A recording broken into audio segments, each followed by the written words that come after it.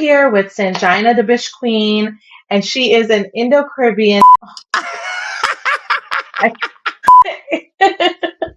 She is an Indo-Fijian and Canadian drag performer who grew up in British Columbia, but has in recent years started her career and made Toronto her home. You may also know her as a contestant on the first season of Call Me Mother. When did you first discover drag performing? So growing up in BC, I had no idea what drag was at all. But obviously, because growing up, we were told that being gay or being any form of feminine or anything was not okay. But growing up, my dad showed me a drag queen. I was about how old I was. I was in high school. I know I was in high school.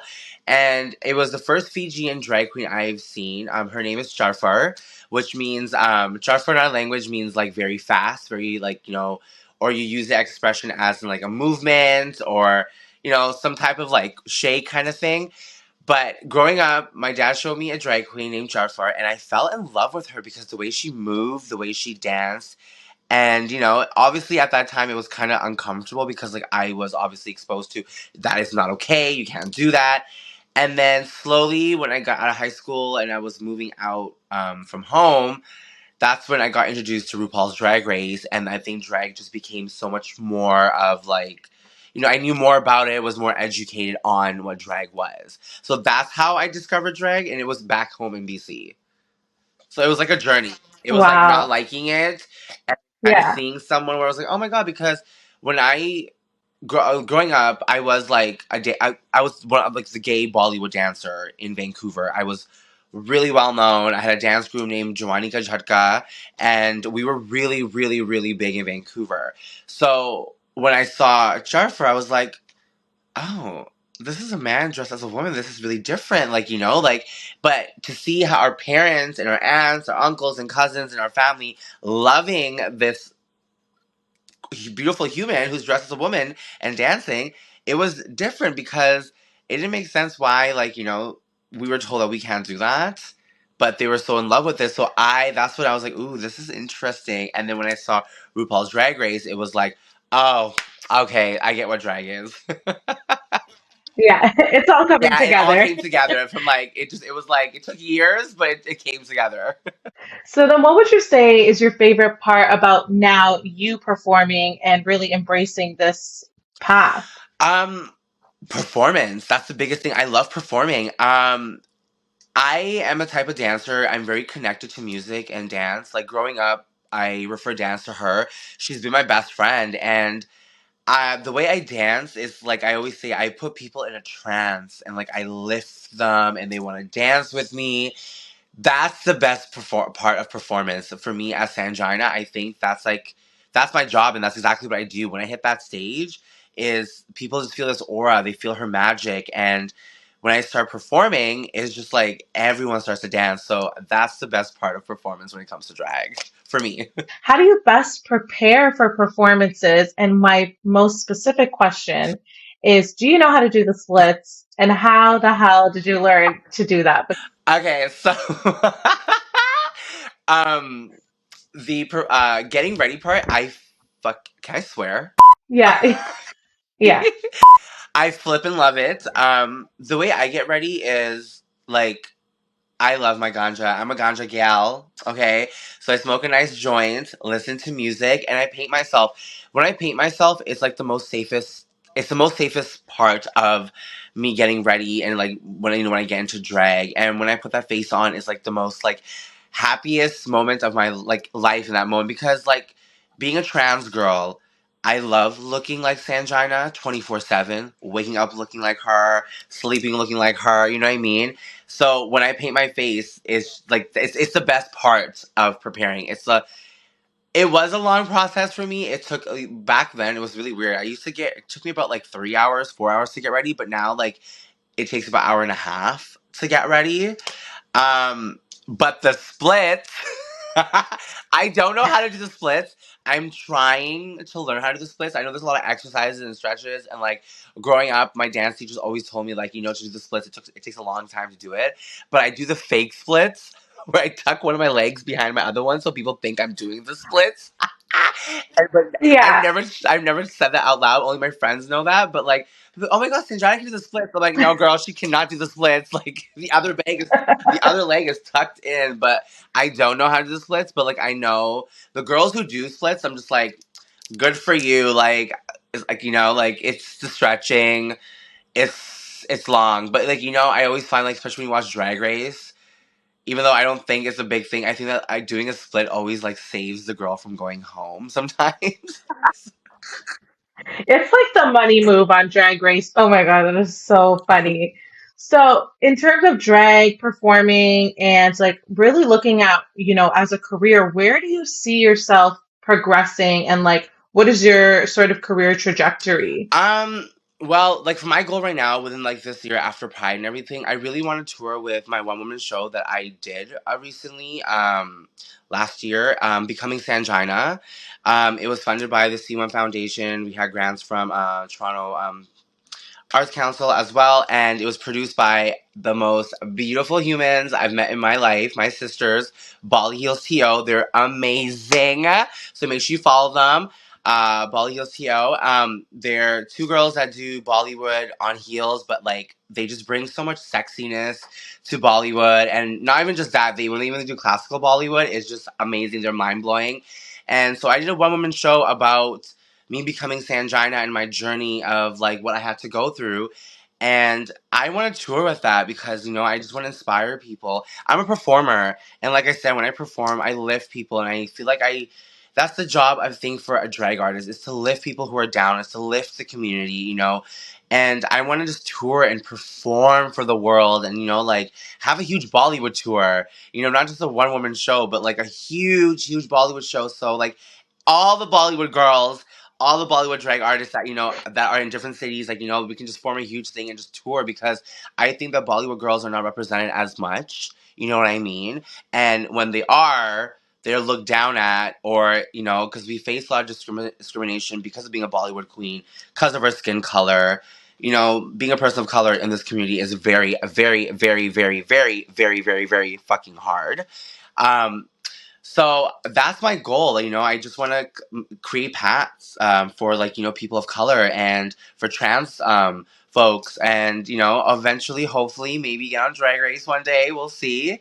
But I just want to tour and I just want to perform, and I just I also want to teach, like like my drag is not that polished probably, and it's not actually. I still have so much growing and learning to do, but I love the business side of drag, the the branding, the performance side. I obviously love the makeup, and so I also want to teach. Like I just did a I've been doing I've been working with a drag master class that's put on by the city of Toronto. Sheldon Dixon, who's an amazing artist, love them so much. Um, I just did a drag master class. It was for 3 days, and teaching, baby drag artists is such a magical thing. It's like the warmest thing ever because we never had that growing up. Drag was never taught to us. Like we had to watch it on YouTube, or have a drag mother, or watch these upcoming senior queens who are amazing. So it was kind of hard at my time, and I wonder what was back then, how hard it was. But now we have classes and we can do stuff like this. So I just want to like spread magic and just like spread drag everywhere. But I think it's really cool that you want to take your path and like obviously grow your own career Yeah, personally and like yes, let's manifest it. Let's get you on Drag Race. But also like hopefully. yeah, and then take the approach of like teaching and sort of like formalizing this process and adding a little bit of structure and like a career path for, future people who want to also get into the industry because it is all about forging a path and, making a way for other people to also be able to follow in your footsteps. So that's awesome. Um, I wanted to touch on something you said, maybe go a little off script, Yeah. but like I hear a lot, as a woman of color, it's very hard, just dealing with discrimination, racism, and things like that in a corporate setting. But I wanted to know if you wanted to talk a little bit more about what it's like to be a person of color in the queer space, because I think oftentimes, especially in the corporate world, we look at our queer community and think like it's an automatic safe Mhm. space, and And for a lot of people, it is because there is some sort of understanding about what it's like to experience a level of oppression. But tell me more about what it's like for you. I'm gonna be really honest with you. The one thing that I'm always told in the village, that's like where I work on Church Street, is to bite the bullet, which is like the worst thing you can tell a person of color. Especially when I hear it from another person of color telling me to bite the bullet, it breaks my heart because it obviously shows that that person has been told that and has been fighting, and all they have to do is bite the bullet. It's hard. It's really hard in our community. It's so hard. And you know what? I really don't care what people say and what they have to say about this. As it is right now, if you look at the world, drag shows are being banned. All of us trans girls and trans folks in general are being targeted because of what people want to think and what people want to, like, it's just, this world is a mess right now, and and I'm praying and hoping that, things come back to the way it should be. But I mean, we've been praying for that for like, I don't know how many years, and it's been just like here and there. But it's hard because we have to face so much discrimination outside of our community, and I, being a person of color and being a trans woman, have to face that within my community. It is very hard. It is very, very hard. Sometimes, I come home and I think that, like, I go out there, I put my love and my soul, my blood into what I do, and I perform the house down. But yet, I always walk out feeling like my skin color is an issue, or being a trans girl is an issue. It's hard. I face a lot of discrimination in the village, and I still do. But you know what? I've been told to bite the bullets, and I bite the bullet. Like, you know what I mean? But at the same time, discrimination it's real. It's there. I've seen it. I'm around it all the time, like every time, and I just have to, like, Yeah. literally listen to it, ignore it, or like remove myself from the situation because there's no point, right? Like, I love our community. I love, obviously, that's what I am. I'm a drag artist. I stand for what I believe in. I'm a trans woman, and if we're gonna sit here and say that, pride is love, this is this, like, if we talk about rainbows, we talk about, like, we need to learn how to lift ourselves within the community in order for us to fight what's going outside of it, right? Like, if we can't get along within our community, like that's all I have to say about that. Like, you know what I mean? So Yeah. it is what it is, and It's all about intersectionalism and making sure that people within a community are able to support people at different intersections of privilege. And it's something I think that gets talked about a lot in the corporate space, but not enough light is shined on the queer community and like what the intricacies are to then be able to fight what's going on outside. Here in Canada, you grew up in BC, and you're now in Toronto. Talk to me about the differences in both communities and what it was like for you to move, across the yeah. country, and those experiences. So I'm born and raised in a city called Surrey. So it's like the Brampton and Scarborough, Vancouver. It's like it's just a dangerous city, a beautiful city, but it was the worst. Growing up in Vancouver was like the worst experience life I've ever had. It was like the most toughest thing. But one thing I'll say about Vancouver is a beautiful place. I just came back from visiting family. They are moving a step forward, like it's baby steps, it's getting there, you know what I mean? But at my time, it was the most hardest time, like, like it was the darkest moment of my life that I ran away from Vancouver because I couldn't breathe, I couldn't be myself. I was bullied outside of the community, within my community, in my family. It was just like a lot. Moving to Toronto, one thing I want to say about Toronto is I fucking love Toronto.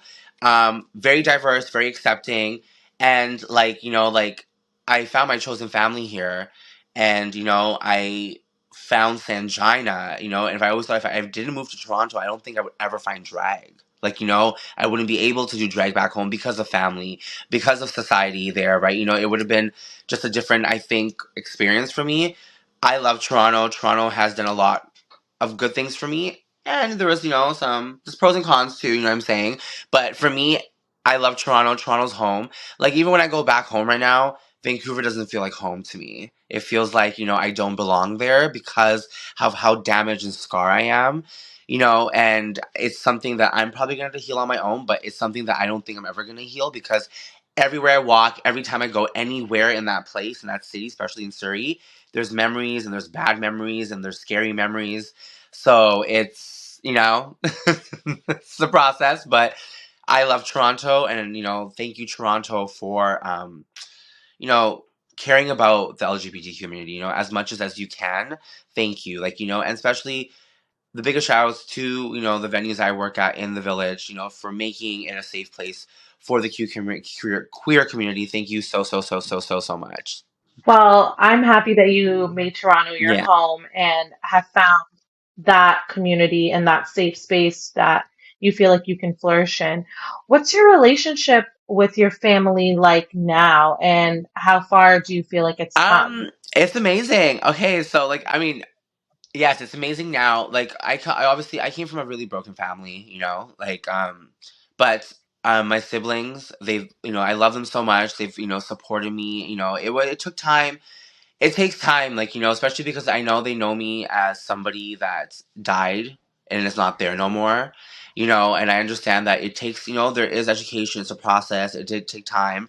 Um, my first two visits, because my brother recently passed away too, right? So it was just a lot that was going on. And I'm also, like, sorry. just there was that, and then, coming into that and being this new person, it was really hard for, some of my family members to, like, see me as what I want them to see me. And, it also kind of, it's hard because being a trans girl, it's like, it also feels like, you're just like kind of hovering over them, like, making sure that they get your gender right, it's just like, there was so much going on that I was like, oh my god, I didn't even know what to do. But they're, really, really, just like, I just came back from Vancouver from, like, my final 1 year prayer for my brother, and it was the most beautiful trip ever, because biggest shout out to my niece and nephews, who are so, so, so young. It took them, and I just saw it took them for my dad and for my, for my siblings to kind of understand the Sanji, and it was amazing, and, and then to see, like, these little boys correct, and to hear correct my dad about, my pronouns, it just kind of was cute, because my dad couldn't really say anything, and he would have to kind of go with it, and then, it kind of slipped here and there. Dad kind of referred me to she a couple of times, and it was like, it brought really warm to my heart, and it so shows that, he's trying, and, and just it's good. Like, we're now, like, where I am with my family, I think I'm at a really good place. I love them a lot. I know they've been through a lot with losing both my brothers. But yeah, I love them. So it's a process. It's gonna get there, but I love them. So yeah, sorry I'm such an emotional girl, but yeah. No, of course. But It's an emotional topic. I think it's important. Like, your family loves yeah. you. It's really sweet that your nieces and Oh my nephews god, they're the best. are the ones that kind of They like did. keep everyone in They line. did. It was amazing. It was so cute to see them, and just because, like, for me, because, like, my siblings, like, like, some of them live in Vancouver, some of them, like, my one of my sisters lives in Miami, and I wasn't really close to, like, I'm not really close to my nephews. I obviously know a lot about them. Like, growing up, I was close. That one specific sister I was very, very, very close to. So, she's obviously told them about, who I am. Da da da da. So when they met me, it was Sanji, it was she, it was like, oh my goodness, like, it was like, oh my god, I didn't even have to tell them. Like, it was just so easy for me to, like, just to fit in with them. And I spent most of my time with them, not because they made me feel so safe that I just didn't want to be around other family members, or I didn't even care to be around other family members, because they made me feel so, like, like an aunt. And, I was like this, like, like this cool, crazy, fun aunt. The cool Yeah, ants. I was a cool auntie, you know what I'm saying? So it felt really, really, really good, And then to see the joy that I think they were kind of, like, bouncing off of with mine, it kind of made my family feel like, okay, you know what? The kids love her. I think it's time. But, like, biggest shout out to my siblings a lot for this year's, like, just, like, to come along, to accepting me for who I am. I love them a lot. Thank you, thank you, thank you. And obviously to my dad, I love him a lot too. So yeah. That's awesome. I mean, first of all, I think that, again, big shout out to these kids in your family. They are seriously the The key future. word you just said, And this I is think for a kids, lot of future. The key word that you just said is future, and this is what I want to say to people who think that banning drag shows and banning drag stories. Hello, role models. These are receipts. These are kids who are changing, also changing lives of people like us who are established, who are seniors in the LGBT community, because these kids, like, I just saw like what kids can do to a parent, like a grandpa, like, you know what I mean? Like, it took like, I also, like, heard about the bickering that he had. He was like, no, like, I see her as the person that, he sees me as. But they're like, no, but it's Sanji. And it was really cute. It was really, really cute. I think it's like an inspiring story for other families that I hope, are able to watch this Yeah. interview or hear other conversations and other people's stories, that a lot of families can see these conversations and see your experience and see like how easy, you said the word easy, and like it should just be Yeah. easy. You should just feel at ease and relaxed around family, and when that happens, like the good times start to, I feel like, roll right It in. does. And you know what? And So I'm happy to hear when that. schools are like also like educating kids on this, like my sister, she sent me that there's a program that my niece received, that they're teaching little kids about what drag queens are, and like, like what drag is. Like, not just what drag queens are, right? What, like, the art form of drag is, which helped my niece understand who I am, which made me comfortable because I didn't have to correct her, like, because kids sometimes, like, like the kids, they do say the darndest things, right? And the questions that, I think trans girls always get asked, or in general, even gay people, are you a boy, are you a girl, like, you know what I mean? It puts us in an awkward situation because we're like, okay, now we just, like, got asked that question. Now we have to educate a kid, and things, kids, like, you have to explain kids in a very magical way, I think, like, for them to understand. When you work with kids, you have to be a kid. You can't be an adult and teach a kid how you would talk to an adult. You have to be a kid. That's how I look at it. But when you have schools doing this, it's such an easier thing for us because it's easy, right? It makes it so much easy for us, and it makes it easy Exactly. for people who don't understand. And that puts the onus on the school system to do the Yeah. educating versus the burden on different people in various communities. So I totally Yeah. agree. You know, and speaking about, transitioning, I wanted to know if you would love to explain to us what it's been like for you to transition, and maybe share words of encouragement and advice for other people who are questioning their own identities, really at any age. So my process of transitioning right now has been so on and off, with like just like everything going on. Like, you really need to have a strong heart and a backbone. It's not a decision. I don't look at being trans. It's not a decision. It's not a choice. It's something that's in my blood. It's something in my soul. It's who I was when I was born. You know, um, just feel it. And listen. Like, it's just when you're ready.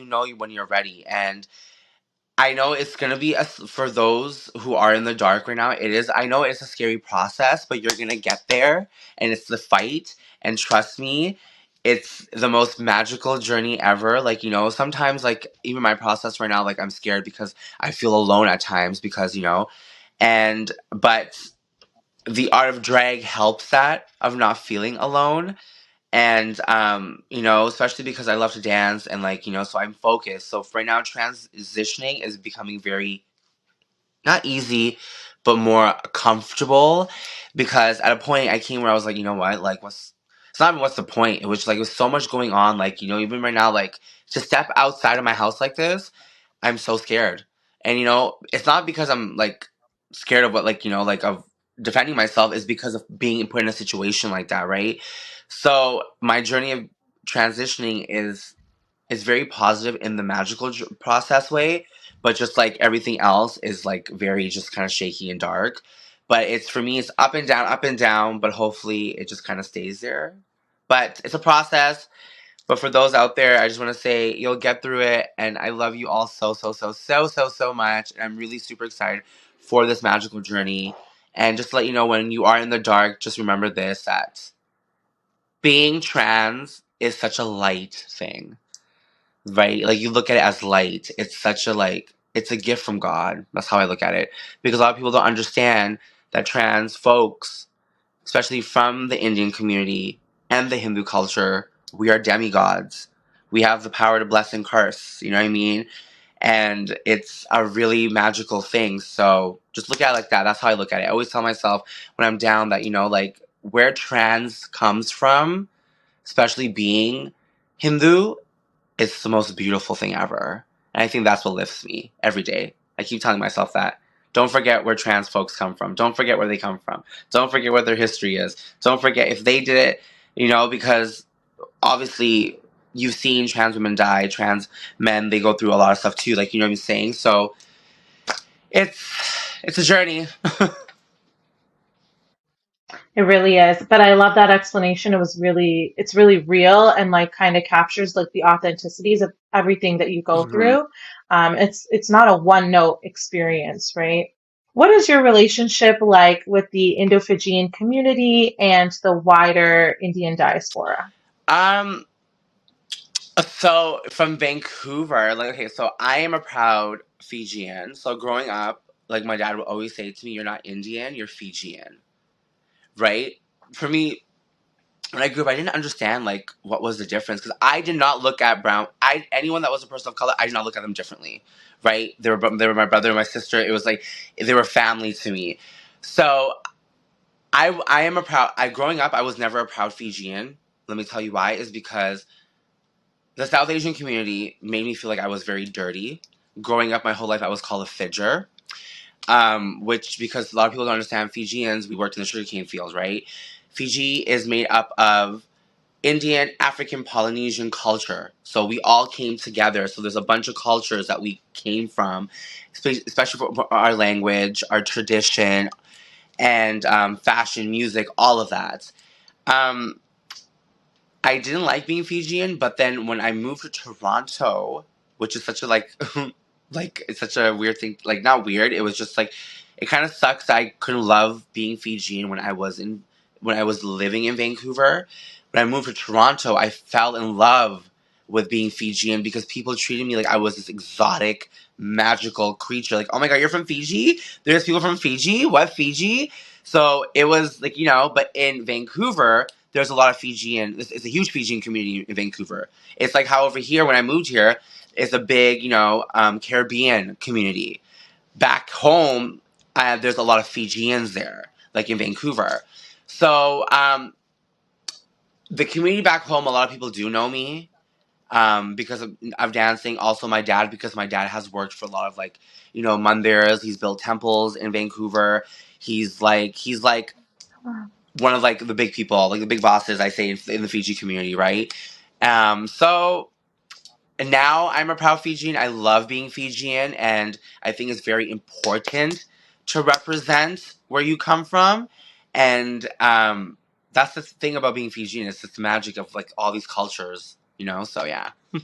And I think it's important to acknowledge that it is a journey. Indo-Caribbeans, I've heard a lot of conversations, and I myself have said that like it takes a while to understand like what is my identity versus what is an Indian Yeah. identity, and then to learn to like appreciate Yeah. it and be proud of it. So it all comes from the fact that like our history is so Exactly. Like right away, complicated. people think that, oh, I'm Indian because I do Bollywood. Oh, she's Indian because she's Hindu. Oh, she's Indian because she's brown. No, girl, no, no, no, no, no. Like it's not that, right? I'm Indo-Fijian, yes, but people need to look at the word Fijian. When people say Indo-Caribbean, people look at what Caribbean is. What Caribbean is, not the Indo part, right? Indo, yes, right, because the history, yes, from India, right? So I love being Fijian, and I am a proud fucking Fijian trans woman. Being in Toronto, you've mentioned that like there's a huge Caribbean presence, obviously. What are some similarities or overlap, or even just like cool conversations you've had with other Indo-Caribbeans where you're like, wow, like we have this in common, or like, I feel like it's kind of like meeting your family from like across Yes. the world. I love the Caribbean community here. I just want to say I love you all so much. Thank you because you all made me feel like, you know what, I'm not left alone here. Because even when I see like I listen, soca chutney is my biggest thing. I'm a soca and chutney dancer. That's where I come from. That type of music.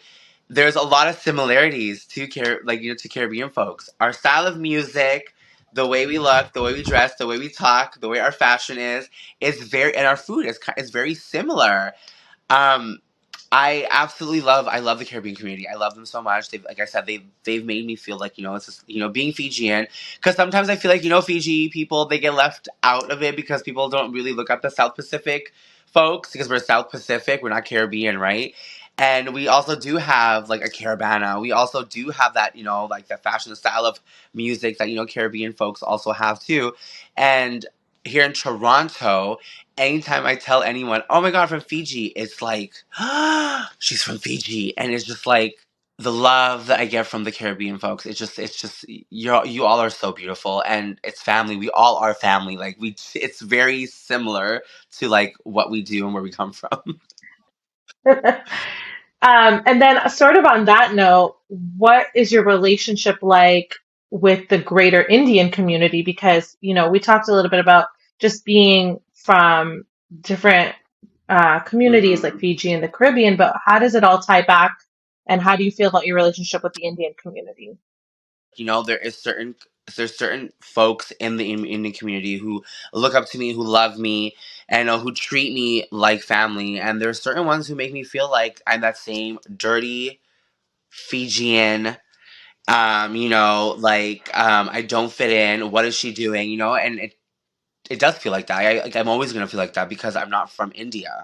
We have history from Indian culture, you know, and it's the most beautiful. I think, and like I love Indian culture. It's the most beautiful culture. Being Hindu is like I say, Hindu is like the most ancient religion ever. To be part of that, I think is beautiful. I think every religion, every culture, every tradition is beautiful. I love it. Um, but it's hard. I think it's still hard. Like sometimes when I do a Bollywood event, I'm like, oh my God, they're probably gonna be like, why is she so dark? Indians are not this dark. Like, you know what I mean? Oh, she's doing Bollywood like this? So it's sometimes it's I fit in and then I don't, and then sometimes I feel like I don't fit in because people make me feel like I shouldn't fit in. So it's very like I guess, Yeah. you know? And I do want to give a shout out to like fashion events. Like they have made me feel so welcoming in the community. And another one upcoming Bollywood events that has a Jalsa. They're amazing. I'm gonna work with them. So thank you to them and creating, you know, um, events like this to involve brown community, right? And this year for Pride, I'm excited. I'm going to be doing the brown out stage. So that's going to be an amazing one because I get to represent, the Fijian community there. And brown out's going to be like all brown folks, all people of color. So it's going to be exciting. I think everyone sort of has like a different experience and a different relationship to that identity. And it's important for us to like get different Mhm. voices to say how they feel because, it's valid experience and a valid feeling. I want to shift gears to Call Me Mother and talk about what it was like for you to be on the first season, representing your community. Um, Call Me Mother was an amazing experience. It was a beautiful experience. I'm really happy that I got to be on a TV show that did show who I really was because when I first started working, everyone thought, "Oh, she's obnoxious, she's loud, she's aggressive, this and that." But people didn't understand my personality from where I came from until they had to hear my story of who I am and how I am. Um, it's the most missed experience. Like I miss being on. Like I miss being on set with drag artists or being part of like something like Call Me Mother because I was so celebrated. Every day I woke up, I was celebrated. Every single day. When I walked into set, I was celebrated. Every day I was greeted, I was celebrated. So I came from such a toxic world of how drag was in that moment and still is sometimes. That I've never felt that where I was always celebrated, where I was always loved, where I was rooted for, or like I was taken care of like that. It was That's what I'm saying. It was a very magical journey. Also, in that moment when I didn't have a phone because I was blocked off from everything, the whole world, I got to find my transness because I was reading a book. I was reading a book about trans women in India and just in general trans folk and where they came from. And that's where I was like, oh my God. Because in that moment I was presenting as non binary and I was like, oh my God, no, I am a trans woman. Like, so it was a lot of magical things. In that moment being celebrated, I was able to feel safe to find that answer that I am a trans girl because the way that environment was created for me to feel safe, to feel like no one was going to say anything to me, even if I came out, didn't come out. So, Call Me Mother was amazing, was beautiful, and I really, really do appreciate everyone that, brought me on to that show. Thank you so much. I'm so happy with what I did. Like, you know what I mean? Like, I wish I had more time to like think about my outfits because I wasn't, it didn't really represent that well and when it came to my outfits. But um I did what I did to represent who I was, and they did show that, and I'm just really grateful. And and there's gonna be a tons of more platforms that I'm gonna jump onto, and we'll get onto, and people will hear more of my story. And I'm praying and wishing that becoming Sanjina happens. That way, people can actually hear where, like, what and who I really, really am. Because TV, you get clips, right? It's edit, right? You get like certain stuff here and Yeah. there. So, but yeah, no, I love Call Me Mother. It was a good process, and if I ever had to go back and do it again, I would. Um, but yeah, So tell me, maybe let's go through like a few like fun questions, yeah. like favorites. What is your favorite Fijian food? Oh my god. Okay, so I love something called plow, lamb plow. So Fijians, lamb is our beef, right? So like I love anything lamb curry, lamb plow. I love tomato chutney. We call it tomato chutney.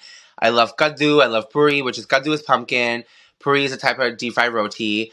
I love teen mutton.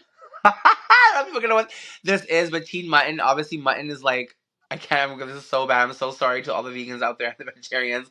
I love you all so much. Teen mutton is baby lamb, but it's like minced lamb, and like it's a curry type thing. It's really, really good. Um, I love that. And what else do I love? Oh my god, like Fijians, they're so good with seafood. Like fish Oh curry, crab yeah. curry. What do you call it? I love shrimp. Clams. Like, oh, I love Fijian food. It's just amazing. Everything about Fiji food is really good. Do you want to tell us your favorite Bollywood movie or Bollywood song? Oh my god, yes. Okay, so I have a lot of Bollywood movies, but like my safe movie is always gonna be Hum Saath Saath Hai. I love it. I also love fashion with Priyanka Chopra. Amazing. Fashion's like my comfort movie. So like sometimes I'm bored and I'm doing a bunch of stuff. I'll let it play in the background. I love Yeah. Nagina. Growing up, Shri Devi was my favorite. Karishma Kapoor was my favorite as well. My favorite song. Oh my god, I have so many, but I'm not gonna lie to you. Um, right now, and I think for a long time, it's always gonna be Saki Saki and Chama Chama. Like even like from the old days, even to the remakes, they're so amazing. I love it. So that's one of my favorite songs. Yeah. I saw you dancing Yeah. those songs, so I was like, I kind of knew you were gonna pick those. No, if they're such Yeah, they good are. songs and They the choreography, And yeah. they're just so like, oh, just like the way they make it's just such a shaky and I love it. Well, that's it. I don't have any more questions. This was super fun. I think we covered a lot of topics. It was really, really just a joy Yeah. talking to you and you being so vulnerable. I mean, I really appreciate it. It's not always easy, but your story is going to be so impactful for other people to hear. So I appreciate you Thank and you. thank you for taking Of the course, and time. thank you for having me. Honestly, this means a lot, and like I love you all so much, and thank you for like thank you for thinking about us Fijians. How about that? Let me just say that. Thank you because I think that, like I said, I think we're sometimes forgotten about, but thank you, and you're so kind and so beautiful, and I'm just really happy I got to sit down and just to talk to someone. Today it was beautiful.